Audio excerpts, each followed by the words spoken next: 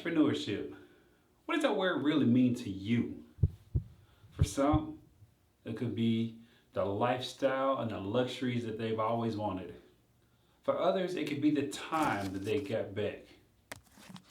And back in the day, it used to be, hey, they didn't want to work or they were lazy. But all in all, good things are always talked about.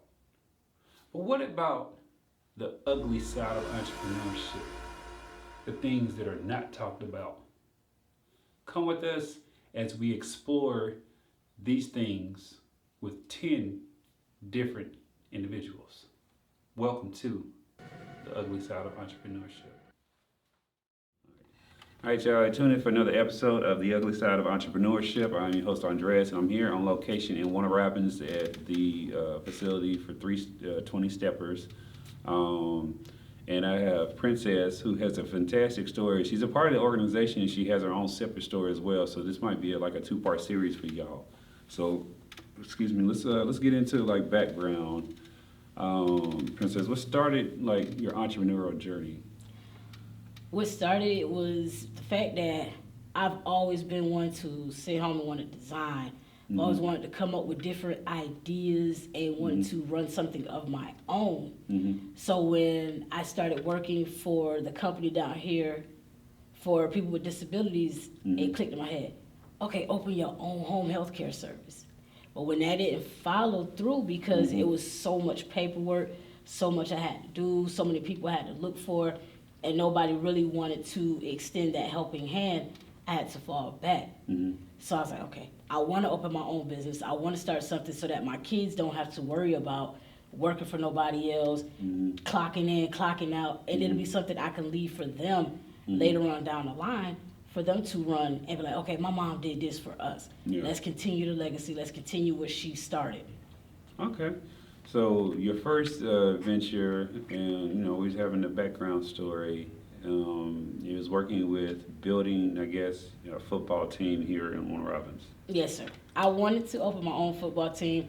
We had people come down when the studio first opened. We had somebody come down from Atlanta. He was supposed to actually help me to get the team going, to be able to get my players, to be able to get the uniforms, the helmets, all of that. And he was supposed to help me put my flyers together. And so I kept reaching out to the guy. I kept reaching out, can you help me? What's going on? Let me know how much you're going to charge me for this. Keep me informed. Well, because he also had a lot going on in Atlanta with opening up his stuff and their academy, it was like I got put on the back burner. So even with my son who plays football to this day, even with him playing on a different team and me seeing how these coaches treating these young men, I'm like, that's not how you teach them. That's not how you do stuff. I need to open my own football team. I've had multiple moms ask me to open up my own football team because they seen how I would train my son. And when I say train my son, I literally was on the football field with him, running the ball, teaching him how to do his cuts, teaching him how to do his back pedals, teaching him how to do everything. I was out there with him. And a lot of moms who was on the team for the rec and for travel seen that. And they was like, you need to do your own football team. You need to do your own football team. And so I wanted it. And it was to the point where I had so many people saying, I can help you do this. I can help you do this. But at the end of the day, when I needed that help, wasn't nobody there but Shaky to push me. And even then, it still wasn't enough. So were you aware of he had his own, responsibilities and stuff? Did he present the situation that way to you so you could make an informed decision? Meaning, he was like, look, I got my own thing going. I'm only going to be able to give you, maybe 10 hours a week or whatever to help with your vision. He gave me that perspective, but he didn't tell me how many hours he would be able to dedicate to me. Yeah. He just came down and was like, look, we can do this, we can do this. You want to have 14, 15-year-olds playing for you? Oh, yeah, you definitely got some good guys down here. I've had 2 of my nephews come up here to meet the guys who would help me to open up my football team. Okay. And I still to this day have my nephew come up and ask me, Auntie, are you going to do your football team? Okay. So I guess, so that was a learning experience for you. The reason I asked that is because as an experienced entrepreneur, so I've been doing entrepreneurship since 2005, and I've been full-time since 2013. Ooh. Yeah, so I have a lot of knowledge, a lot of expertise in the area, and I dabble in, well, not, I don't want to say the word dabble, but I make money in a variety of industries. So I know what scaling businesses look like and stuff like that. And to me, when people link up, if they don't have like a certain structure in place for processes and things of that nature, it seems like sometimes people are more ambitious and not set in reality. Because building something from scratch, that's a lot. It is.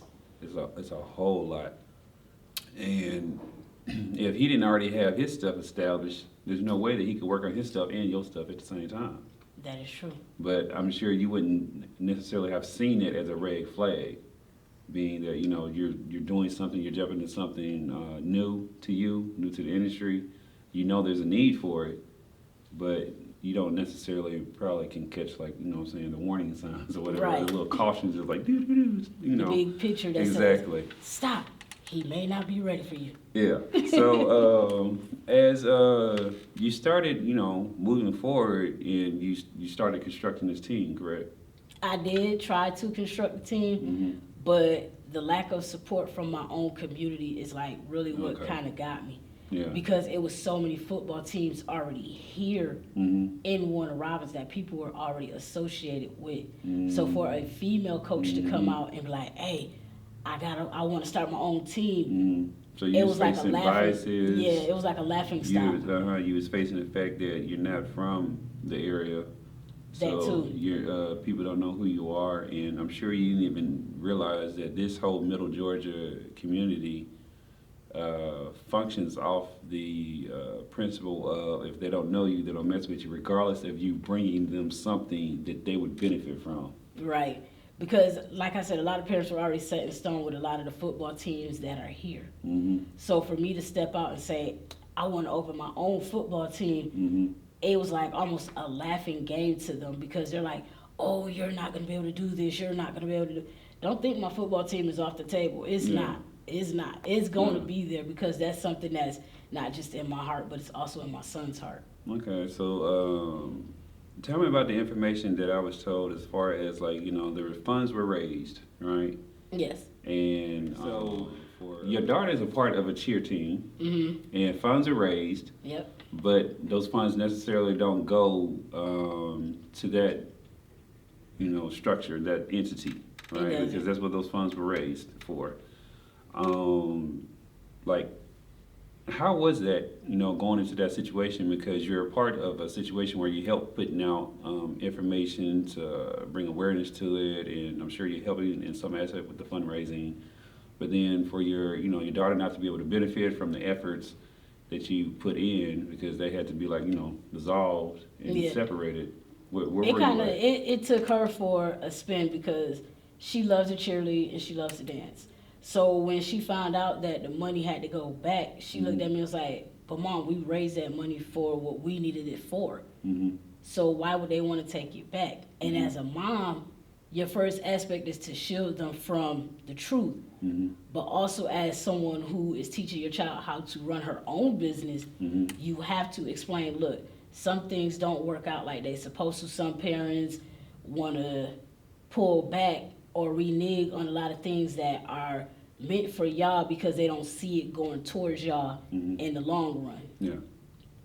So with that situation, Mhm. when that happened, the parents felt like, okay, they're getting over on us. They're taking from our team when really that money was going towards the team and towards Mhm. whatever trip that they had going that year. Mm-hmm. To, I want to say it was like to a football championship or something like that. Jacksonville. Yep, they were going to Jacksonville, and y'all took away their transportation money, Mhm. their hotel money, Mm-hmm. and possibly new uniform money Yeah. when they reneged. So a lot of the cheerleaders did suffer behind that. So we had to improvise Mm-hmm. with that situation. Okay. So then where do you pivot and you start doing, like, your business, okay, you had, you know what I'm saying, not the greatest experience that you could have had from them situations, so now you're moving into a whole nother direction? It actually started once we got the building, because I went from doing the football to wanting to do hoodies and t-shirts, which Okay. I did a good deal of them, and they sold and stuff. But I started looking at my kids, and I'm like, my passion, and my daughter's like, Mommy, I need my hair retwisted. I need my hair retwisted. So I'm like, okay, I love doing hair, which I do. And I'm sitting here watching her hair, and I'm looking at my 4-year-old, and I'm like, wait a minute, because I put my oil on their hair faithfully every day. And I'm sitting here watching their hair, and I'm like, wait, let's go back through these pictures. So I'm going back through the pictures, I'm like, oh, shoot. I started doing reels, and shit, Miss Shaky let you know, I started putting the reels like, okay, this is my hair growth formula. I'm going to start selling it. It goes from my daughter when she was in 5th grade all the way to the 9th grade year of high school. Okay. You can see her hair just consistently changing and growing as she's getting older. And people think, oh, nah, it's just, dreads. You ain't got to do much to the dreads. No. It's how you take care of your hair, what you put in your hair to feed it, and how you maintain it. And that's why I always tell people, when you order the product, proper hair maintenance is what gets you the results that you want to see. And it just so happens that I was watching their hair grow over time, and one of my sisters actually got the product before it was on sale because she used to stay with me.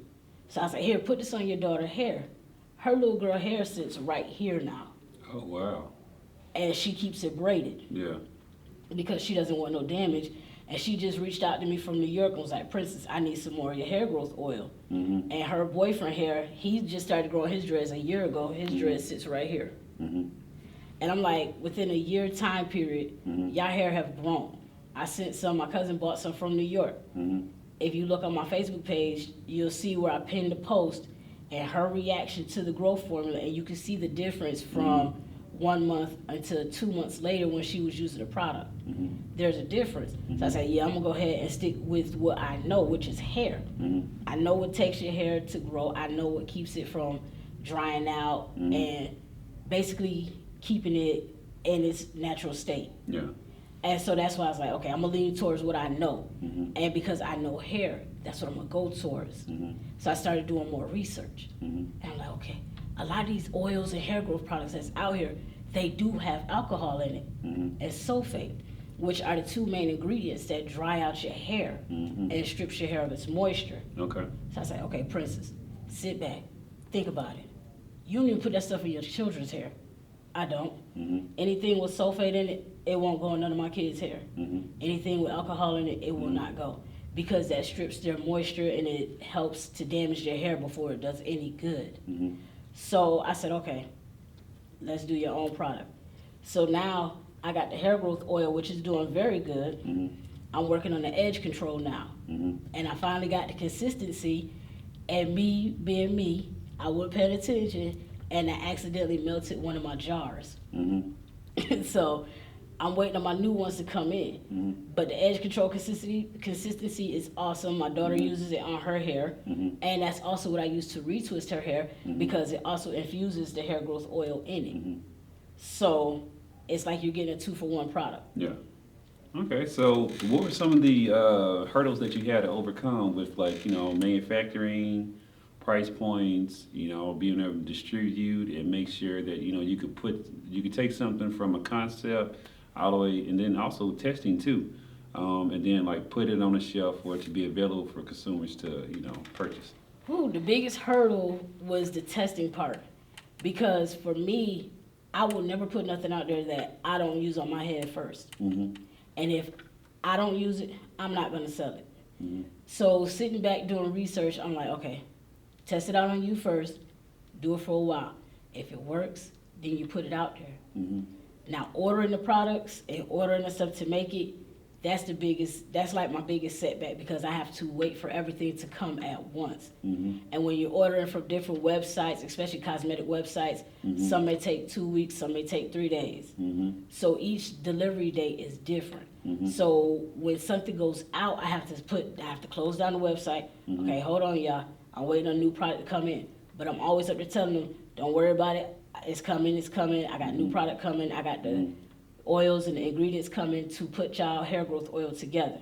So it is a lot of ups and downs, especially with delivery on the manufacturing half. But testing it out was the biggest problem because I don't want to put it on nobody's hair.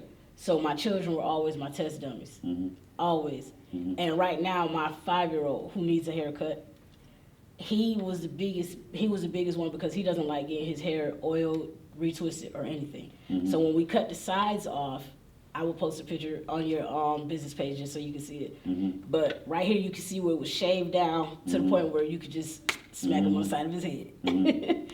I took my oil and I rubbed it on the sides of his hair. Within a week, he had all this grew back. Oh, all wow. this. And I even did it on my mom, which I won't never post my mom's picture because she's very conservative, especially with her condition. She really doesn't want nobody to see her the way she is. Yeah, no, I get that. But she shaves her hair. So I was playing around. I said, Mom, let me put my hair growth oil on your hair. She's like, okay. I sprayed it on there, rubbed it in. I came back 3 days later just to mess with her, just to check on her and see how she was doing. When I say all this was hair, I said, Mommy, you gonna shave your hair? She's like, you know I am, PK. She don't ever call me Princess. She says PK. She's like, you know I am. She's like, but Sean said the same thing. She's like, your product, she's like, it actually did what you said it was gonna do, and it works. She's like, and you really doing a good job by actually putting it out there. She's like, because it may take a minute for people to really catch on because you're not big as a lot of the other local celebrities or people who have already been doing this. She's like, but just keep pushing it because eventually somebody's going to pick your product up, and when they see your product works way better and different from the next, they're going to promote it and they're going to help you to boost it. Yeah. Yeah, no, I definitely, I can see that. So does your product focus just on regrowth or, well, not regrowth, but, you know, growing where there's already follicles, or does it actually help with, like, you know, people who are thinning and stuff like that and balding? Good question. I'm a prime example of someone who loves to wear braids. All right here, where you see this peach fuzz, there was no hair here. Really? Dead serious. Okay. I literally would wear braids. I would go to the Africans, and you know they literally braid your thoughts. I love how you said that. They literally braid your thoughts. They do. They braid your thoughts. I love that. So I had lost a lot of my edges here. So I said, okay, I'm gonna be the first one to test it out. The young lady, Miss Mayana, when she braided my hair, I realized that she left a little out. So as much as you see out right now, all this wasn't here before. Yeah. So I would start here and go all the way around. And within a week, I could see that I had all this coming in. So I said, okay, yeah, I'm gonna keep using my own product. And it's good to boost your own product, but when people can actually see that it works, that's why I put so many reels up of my kids, because they were the main ones. And my mom, she does suffer from hair loss, so she was another one who, where in the middle of our hair, we did thin out right here. I have like a whole thick patch in here right now. If I was to take these braids down, you'd actually see like, oh my God, yeah, you need a whole new set of braids. Yeah. But I literally love to help people hair grow. I love to make sure that people are satisfied with their looks. So it doesn't just focus on people with hair. It actually helps those who are thinning, losing their edges, and who may feel like, okay, my hair is not thick enough. Every ingredient in that oil is set for a specific way. So there is a ingredient there called biotin, which does focus on hair growth, hair loss, and thickening your hair. I will give y'all that one ingredient that is in there. Yeah. And it does work. As you can see, my edges. I see it. So what are you doing to better position your business to be able to grow and to be able to accelerate that growth? Because, you know, as you do stuff like this, as you keep putting it out there, and, you know, you're going to run into a situation where you got a lot of demand or whatever, you want to be able to meet that demand within a timely manner. That is one thing me and my spouse just talked about last night, because he asked me why am I ordering more oil bottles. I was like, because when that surge hit, I got to make sure I have at least over 100 and something bottles, so that way I can just send them out. So nobody's waiting on their orders, nobody's waiting on back orders or anything like that. My next goal is to start talking to manufacturers personally and being able to email them and be like, I'm a company coming out of Warner Robins. I'm wondering what do I have to do to actually get my brand to run through your manufacturing company. Yeah. But this is how I need it set up. This is how it's made. This is the ingredients that's in there. I don't want nothing added, and I don't want nothing taken away. Yeah, and then also make sure that they understand not to, because you have to give them the recipe or whatever so they can manufacture it, but then also have NDAs and stuff like this. Yeah. So make sure, you check their history as a I'm definitely going to do manufacturer that. as well. Okay, well, I'm definitely enjoying this. I see the ups and downs of where you had to pivot and things of that nature, and I think these episodes will probably be like my pivot episodes because that's what you really had to do. You were doing one thing, you just, you really had to pivot. Yeah. And then like even when you said, you did the T-shirts and the hoodies, you were doing something as an entrepreneur to bring in the revenue or whatever, but like you said, it wasn't your passion. So you pivoted again. And I think sometimes as entrepreneurs, and what people don't realize is that we have to go through a lot of different stages and find what works for us in the entrepreneurship journey. And that it's not a pretty process. It ain't nothing. You know what I'm saying? All offense or nothing like that. There's a lot of grunt work and late nights and a lot of research and betting on yourself. Right, because right now, at my house, I have a little corner where in that little corner is a desk, not even a desk, it's a card table. And on my card table is a blackboard, well, a whiteboard. And I have 1, 2, 3 sections. I have the Royal Hair Growth section. I have my workout section because I am a personal trainer. Okay. And then I have my goals. My goal number 6 is the one I'm working on right now, which is to produce more products by Christmas. Yeah. Which I do want to have a full line out by Christmas. I have 3 people who are already interested in the full line. And she looks at my daughter hair and she's like, if your stuff works as well as I'm looking at your daughter's hair, she's like, you have a serious goal line. Yeah, you do. You really do. So I want you to let everybody know how can they get in contact, how can they support, where do they need to go, things of that nature. Okay. If you are willing to support, you can find me on Facebook under Princess Kiera L. Dawson, or you can find me on Instagram at Princess Kiera _35. That's PRINCESSKEARA _35. That's on Instagram. And if you would like to go to my store, you can go to aroyalhairgrowthoil.myshopify.com. Okay, and there y'all have it. Y'all make sure y'all go and support, and especially if you're looking for products, especially to make your hair healthier, men and women. Yep. Boys and girls. Yes. You're trying to regrow and things of that nature. I'm like, you got somebody out here, you can tell she's passionate about what she's doing. I feel that this is where you're going to really excel, and just this will be your career for the rest of your life. I believe that too, because my daughter right now, she has, like I said, she has the purple edge control. And that's a good thing because my edge control comes in different colors. So you're not set with this ugly clear or brown color. They come in multiple colors. Yeah. So, but yeah, she has it in her room. So the edge control is the next thing to drop, and then it'll be the shampoo and conditioner. Yeah. And then I'm gonna have the hair mask. That's the one I'm waiting on the most, the hair mask. Because the hair mask is just revitalizing to your hair, especially when people use all that harsh chemicals. And when you guys look at my Facebook page, you guys will see that my daughter does have color. So she's the reason why I'm doing the hair mask. She has red and black hair. Okay. So I have to do that. And you will see that my 5-year-old has gold and red hair, 49er colors. Oh, that's it. I'm a 49ers fan. See, look at that. See? This is a world of small. But yeah, y'all make sure y'all support and y'all keep watching this series of the ugly side of entrepreneurship. And if you want more episodes, just let me know.